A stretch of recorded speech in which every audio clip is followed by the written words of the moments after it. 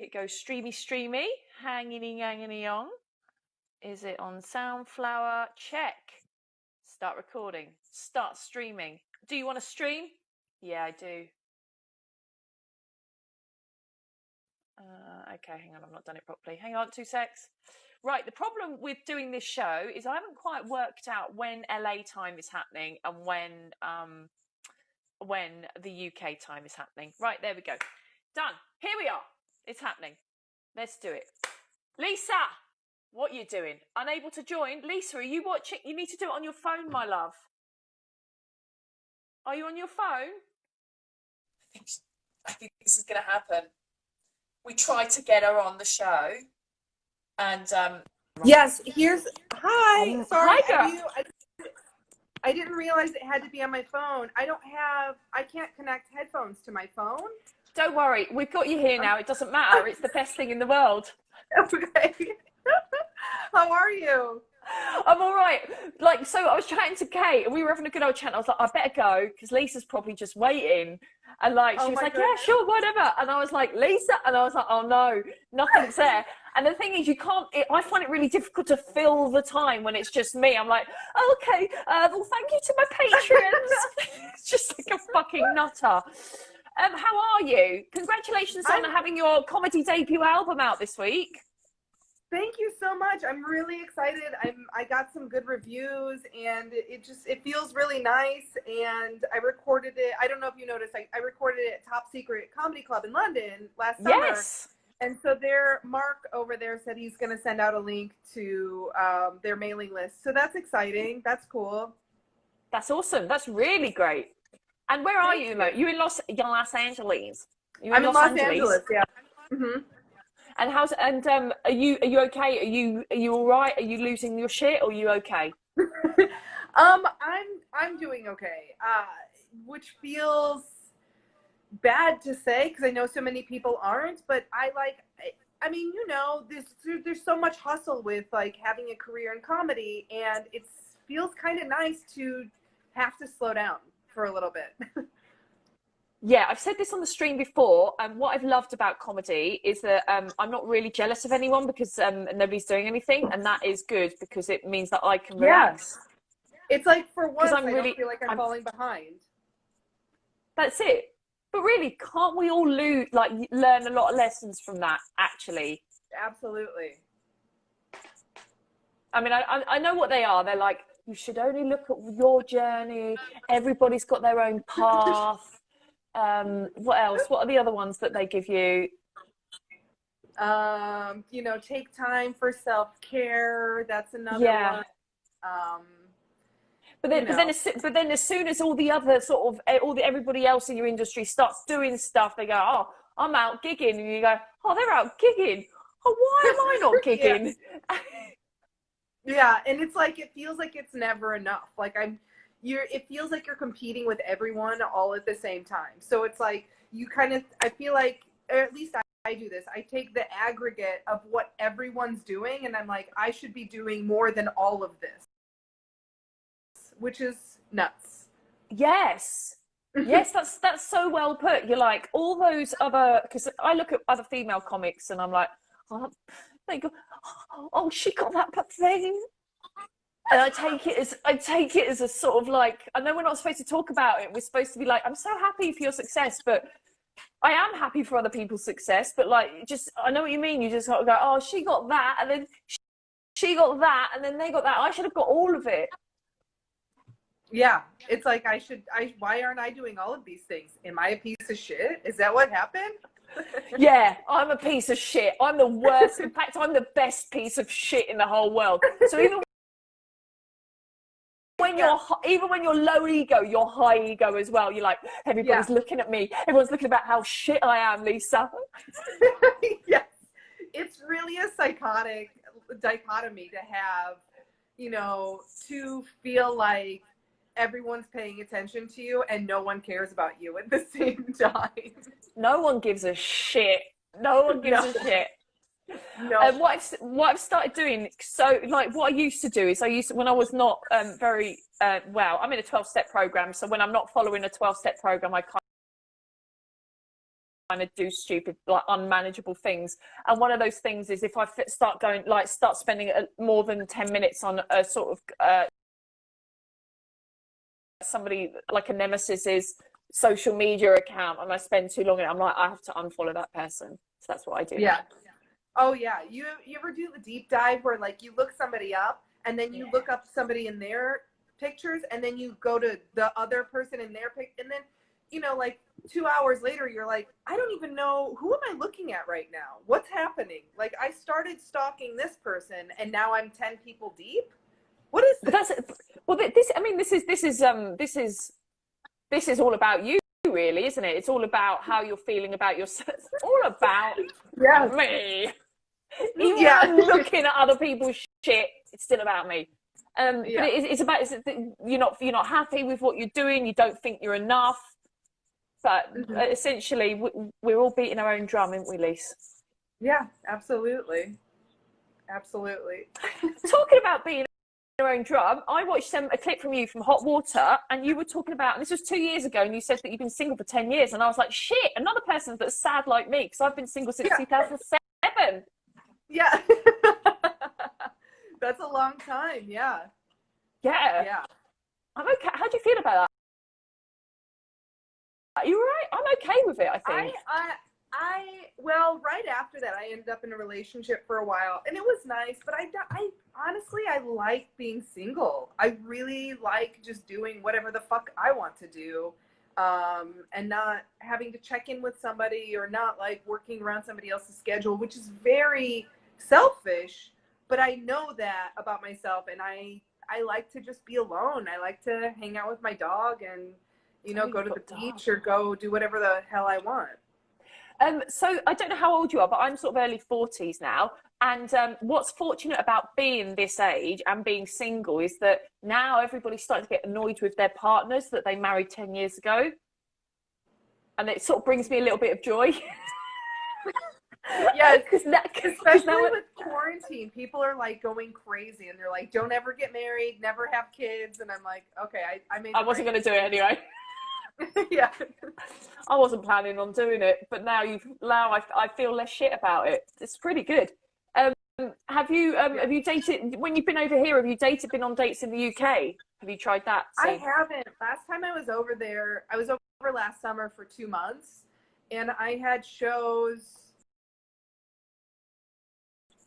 every single night except for I think 2 nights over 2 months, and I was like, there was no time. I mean, I like barely had time to see friends of mine. I was also, that was when I recorded that album.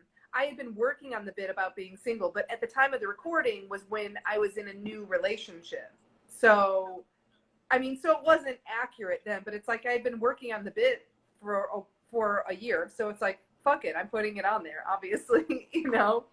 But yeah, usually when I'm on the road, I'm very solitary. I don't care if I have company, which sounds like I'm such a loser, but I'm just like, I don't know. I also like to just go sightseeing during the day, and I don't want to necessarily be in a bar with some guy like learning about his family or whatever. No, thank you. How do you deal with loneliness? Because I've been feeling okay. Somebody's asked a really random comment. Eleanor and Lisa, random question. On a scale from 1 to 10, how ticklish are you and where the most? I'm not answering. That's a weird question. That is a weird question. Popping into my DMs to ask me, and I'm not answering. Oh, is it? Oh, it's a bot, isn't it? It's a bot or an ex-boyfriend, an ex-partner. Sorry. I don't know what it is. I don't know what it is. Bye, Emma Marcos. How do you deal with loneliness? Because I've been feeling quite acute loneliness during this period of lockdown. It's quite embarrassing, but I think it's okay to be honest about it. Yeah, it's absolutely okay to be honest about it. I do okay. I'll check in with friends and have long phone calls, and I have a puppy, so I mean that helps a lot of it. You know, spending time with my dog. I don't really struggle with loneliness that much. I think I'm also somebody that's very much in my head a lot of the day, and you know, I like to be alone and sit and read or go for a hike or something. So I don't know. I don't dislike people. I just really like being alone, I guess. Yeah, I do like being alone, but I've been finding, because usually I'm very sort of self-motivated and really sort of dynamic, and I'm like, I'm doing this and I'm going here, and there's always a short-term focus to keep ahead on. But at the moment it feels like I don't really have much, many, like I've got goals. Oh, she's not a bot. I don't really have many goals because I've got no live gigs, meaningful live gigs sort of planned. I'm essentially just working on new work, but I don't know. I just feel that I've been feeling sort of a bit lonely, and I don't really know. Like sort of, I'm really like my life's a little bit meaningless. Like I look at my friends. You're like do you write as well, or are you just fully a performer? I mean, like, do you, because I think for me, what helps me with my time and everything is I'm also going after TV writing jobs. So it's, for me, it feels like with stand-up missing, I do miss stand-up, but I'm okay without it because I'm working on writing a new show and, you know, all that stuff. Yeah, I don't live stuff and production, like live stuff and touring my stuff has been the only focus that I've had really. So I guess, yeah, I don't know. I've thought about writing a book, but then I'm like, blah, blah, blah. 600 books got released this week. I'm like, nobody needs another fucking book, and nobody needs another white woman poor me book, frankly. Although I am thinking about doing I am thinking about doing an addiction sort of party, like a sort of addiction-y memoir type thing, but I don't know if I can be asked. And then I woke up and I shit myself. It's just going to be one of those books. I would read that. That sounds great. So what's your status at the moment? What's your dating status at the moment? Totally single. Single, and I was like kind of talking to a couple of different guys, and I'm so bored with it. I'm like, I don't even want to, I hate checking in with somebody like, how was your day? I don't like it. I know I don't give a shit. Me, but it's like, it's so fucking boring. I'm like, unless your arm got ripped off by a shark, I don't really care how your day was, because it's probably a snooze fest.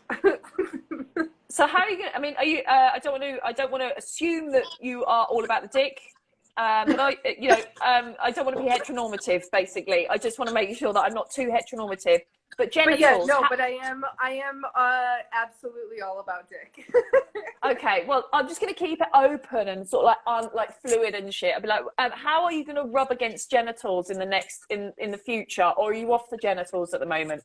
I don't know. We'll see. I'll see what happens, I guess. I'm not sweating it really, I guess. You have other shit going on. You're a woman that has shit going on. Yeah. Yeah. I think if it gets to be, if I start to like really go crazy, my plan is to pack up my things and move to the Irish countryside and find someone with like a farmer or something with like a thick Irish accent. Like that's what I want. Is that, Lisa. Yeah, no. I mean, I would move somewhere just for somebody's accent too. Lisa, do you want to go to... No, that's a terrible Irish accent. Terrible Irish accent. Do you know what happened just before lockdown? I was just putting my American visa in. So I'd literally just spent thousands of pounds on a flipping 3-year visa. And now it's gone. And so my dreams of meeting a cowboy that says, hey ma'am, and is in AA, like that's what I was going to do. I was going to go to Dallas and I was going to go to an AA meeting so I could meet a cowboy that was also emotionally sober and following a program. And he'd have to be one that wore a hat and be like, howdy ma'am. Like that was my plan. I love that so much. I think that's a great idea. And I might, you know, once you make it over here, I might be able to set you up with someone. Really? So what I've started doing is I've started going to like little Zoom AA meetings in parts of America because of my need for stage time. So like I'll just rock up at a meeting in Massachusetts and I'll be like, hi, I'm Eleanor. I'm from London. And everyone loses their shit because it's just like a small meeting. Yeah. I fucking love it. They're like, oh my God, Eleanor. And I'm like, oh, I'm a celebrity. This is the greatest. You've got it. You've got it locked down. You're doing it right. I think That's so. fun. I think so.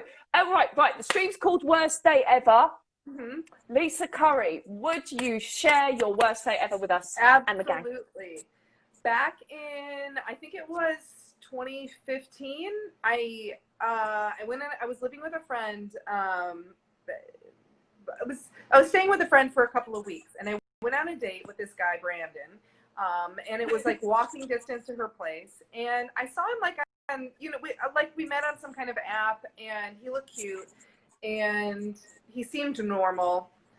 And I show up, we go to meet at this bar. I show up, he's already finished with his first drink. I'm on time, Eleanor. I get there on time. He's already finished with his first drink, which I was like I drink, but I'm not, but my parents are alcoholics, so I'm very, very sensitive to somebody like drinking a lot or quickly with me. I'm like, it's a kind of a red flag. So he's finished with his first drink. We start talking. First of all, he doesn't really look like his picture at all. He's very scrawny. He's wearing like a windbreaker from like the 80s and like matching windbreaker pants. And I was like, this is not my style. I like whatever, but I thought I'll be polite. We'll hang out.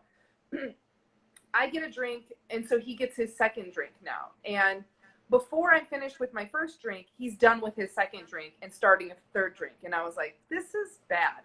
And we're just not hitting it off. And then he starts sucking down his third drink. And I'm like, I just finally was like, this is a waste of my fucking time. And I was like, you know what? I'm going to go. I'm going to go. Nice meeting you. Have a great night. Bye. And I just get up and I leave him there. And I went, and that was it. And good boundaries, Lisa. Good boundary setting. So I thought, I was like, I was polite, but I left, and I definitely left him there. And I was like, I went somewhere and had dinner by myself, and it was really nice. I had a very nice dinner. And then like a couple days later, he texts me and was like, oh yeah, I'd love to see you again or whatever. And I said, you know what, Brandon, I'm really sorry. I said, I'm just, and this is like my go-to lie, by the way. Oh, I was like, I'm just so busy with comedy right now, which everyone knows. If someone really likes you, they'll find time for you, you know? And I just said, I'm sorry, I'm really busy with comedy right now. I just don't think I should be dating. And he was like, okay, well, I wish you well, whatever. So that's that, right? A year and a half later, Eleanor, I get a drunk voicemail from him at like 6 a.m. and he's like, hey, Lisa, it's Brandon, and says his last name. He's like, it's Brandon, meow, meow, meow. And he's like, I know you said you couldn't see me because you're so busy with comedy. And he's like, I doubt you're that busy. And he goes, if you think you're so funny, we should go to an open mic sometime. I bet you're not that funny, and hangs up. And I was like, what the fuck is this? What the fuck? And I never replied to it because what am I going to say to that, right? And then another like 6 months goes by and he calls me and I see the call coming in because it's like during the day and I just let it go to voicemail. And he leaves me a voicemail that's like, hey, Lisa, it's Brandon. So I'm getting into sketch comedy now, and, I just remembered, like, you're a big comic or whatever, and I wrote some sketches, and I think maybe you'd want to be in them. Like, I think it could help your career. Give me a call back, and we can get going. And I was like, what the fuck? What is this? And he also left me, when he left me the initial voicemail saying, like, I bet you're not that funny, he also sent me a text message saying the same thing. And for a while I had it as like my Twitter banner because I thought it was hysterical that he was like, he was like, we should go to an open mic sometime since you're so funny. I bet you're not that funny. And I'm like, what is fucking wrong with Well, he's trying to it's trying to neg you. Have you read that book? That so pick up funny to me also. Have you read that pick? Like, yeah, have like you read that a year and a half later he texts me like, what are you doing? Yeah, he's probably done his head in. It's probably like he's trying to neg you. He's trying to make you feel like he's trying to do that negative stuff and that those pickup artists doing. Like, oh, you're actually not that pretty. You're actually not that talented.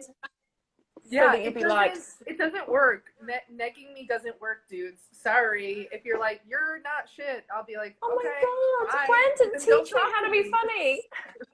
Yeah. I disagree with you lying though, Lisa. I feel like us as women, we need to stop lying.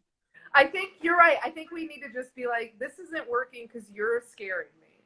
No, well, look, let's have a little brainstorm to like kind of come up with what could you have said in that situation. So he's really drunk and he wants to carry on the date, and instead of saying I'm really busy, just say I'm not really feeling this. What about that? Yeah. No, that's true. I'm not really feeling. Do you ever watch First Dates? I think they have it in America. That TV show, No, First Dates. I think they have it in America. It's like, oh, I'll send you a YouTube link. It's where people go on a date and then at the end the producer's like, oh, so do you want to see each other again? And then one of them will be like, yeah, or one of them will go, actually, I'm not really. I think you're a great person, but I'm not feeling the chemistry. And that's what they say. And literally, I know how to close things off with guys now because my mum never taught me how to say no to somebody. Yeah. Well, it's like, I think also as women, we're told we have to be polite first, no matter what. Like, you have to like protect somebody else's feelings. And it's like I was trying to protect this guy's feelings, and then a year and a half later, he comes at me with this crazy shit insulting me. So it's like, why did I even bother? I should have just been like, I am not attracted to you. Good night, you know? Well, I mean, you can either block the number immediately afterwards, or what I've started doing is I've stopped giving men my numbers, and I only communicate through the app until I'm sure that I want to see them again. Yeah, there you go. I mean, that has taken me thousands of dates to get to that very advanced level of boundary setting, Lisa. I don't like to brag. I've only said to a couple of people like I'm not feeling it, but then I immediately feel so bad. I don't know why. You need to practice saying it. So let's do a bit of role play. So I'm really drunk. I'm really drunk and I'm Brandon. Let me get into character. I don't drink anymore, so it'll be a real stretch. All right. Hang on. So what did Brandon say to you? Was he like, should we see each other again or something like that? Did he say something like that? What did he say? He didn't on the initial night. He didn't. It was over text later. It was over text. Yeah. Okay, so you get a text from Brandon saying, I had a great time. What are you doing next week? So how does Lisa now answer this as an emotionally sober woman? You know what? I'm so sorry, Brandon, but I'm just not feeling it. All the best to you. I don't know why I feel like I have to say that at the end. Whatever. Oh, yeah. He's like, kind regards. Smiley face. I can't stop myself. Yeah, that's great. I've got to be honest. I wasn't really feeling the chemistry, but I wish you all the best of luck. Yeah, you can all take that. You can all take that. I know what book I need to write. I need to write a book on how to do this, but it would only be one page, and it would literally be that sentence. Yeah, that's it. That's the whole thing. It's a pamphlet, really. You're not even writing a whole book. It's a pamphlet. It's just a tattoo. That's what it is. It's a tattoo. And like I offer it in like Chinese. Oh, hang on, Chisholm's got a line. I'm not feeling it. This isn't working for me. And repeat. Okay. Well, perfect. I mean, just until like he fades out. I feel it. So good. I mean, the advice is literally coming in. So Bex over on Facebook, I think she's referring to the bit where I was slacking off people in relationships, actually. And she said, wow, a bit mean. Sometimes people find themselves trapped. I think she's talking about relationships where people our age, well, my age, are like, they're coming out of it and they're miserable. Yeah, that serves you right for getting involved in the first place. Yeah. There you go.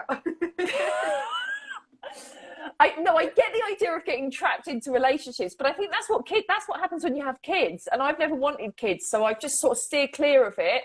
And then all through my 20s and 30s gone, oh, there's something wrong with me. Oh, I want to be in a relationship. Yeah. And it's only the last couple of years I've gone, actually, this is actually fine.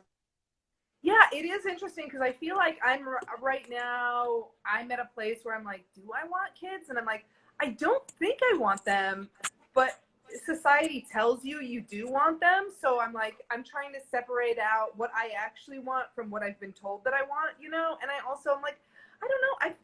I love my life. Sorry, I don't want to add kids to it because then I don't have my life anymore. Sorry. Like I went, like I went to 11 countries last year, and I went on this huge comedy tour for 2 months, and it's like you can't do that with a kid. I couldn't have done any of that. I would have had to stay here. Ugh. So my sister messaged me a couple of days ago, just basically taking the piss out of me because I've watched about 18 hours of Married at First Sight in the last 24 hours. She was like, "Oh my God, you just made a comment on how I'd wasted time watching it," and then I was like, "I've seen," and then I responded along the lines of, how many hours have you wasted putting toys back in a box?" No shit. That's a real thing. Or like cleaning crumbs out of your car or your hair or whatever. Like the thing is, like, everybody's like, oh, babies smell so good. You know what doesn't smell good is a fucking toddler, because they're always like, they're dirty and they're puking and there's like food bits, and it just like, it's too much. It's too much. It's so stressful. And everyone that I know that has kids is like, they look like they were hit by a car, and they're like, oh God, this is terrible. You should do it. And it's like, what are you talking about? It's terrible. I should do it. I think, look, I'm going to have loads of parents, unfollowing me. Oh, hang on. Insight to marketing that I was genuinely assuming was a fucking bot. I genuinely thought this was a bot. Is this one of your followers? Not one of mine. Yeah, he said, well, the first one, it seemed like a bot message. And then the second one, not everyone wants kids. I have 4. It's an adventure of a different kind. I travel and work and run my business with my children, but it's not for everyone. Is that a woman or a man? I mean, cleaning is actually insight to marketing. Are you a man or a woman? I can't see because I haven't got my glasses on. If you're a man, that sounds so hard. That sounds exhausting. Yeah, no, it's too much. I'm sure you love your kids very much. Of course you do. But that sounds like a lot. I want to relax. Yeah. I want to read.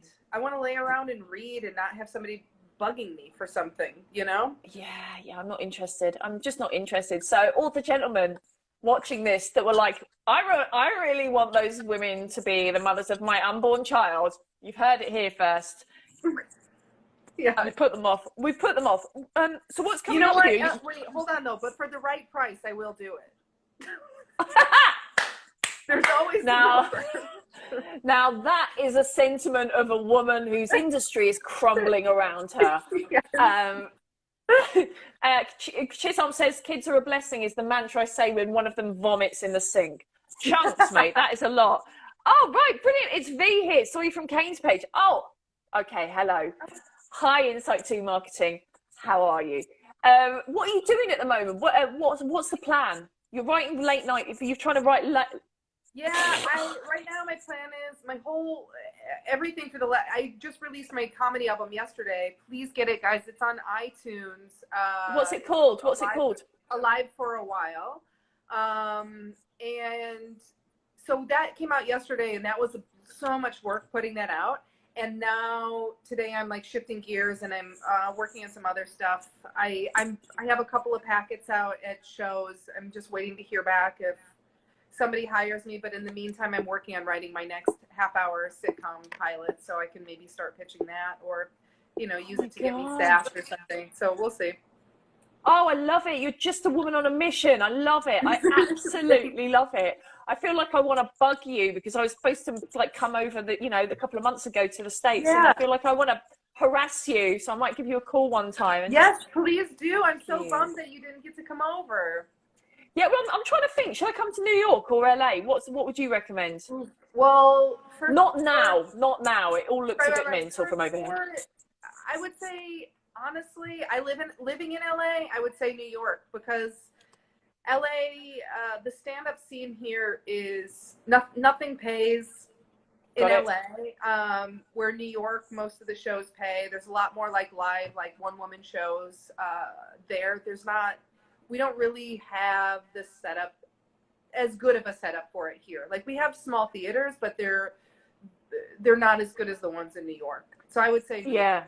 Okay, I'm gonna harass. Get around here. Public transportation is a nightmare here, but in New York, it's easier for somebody coming in from out of town to use the subway. Yeah, I was thinking about the weather, to be honest. I think that was the main thing. I was like, it's sunny. Where do I want to be poor?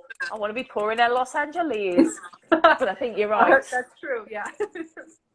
Listen, thank you so much for coming on the stream, and I'm sorry we got the times wrong. It's all good.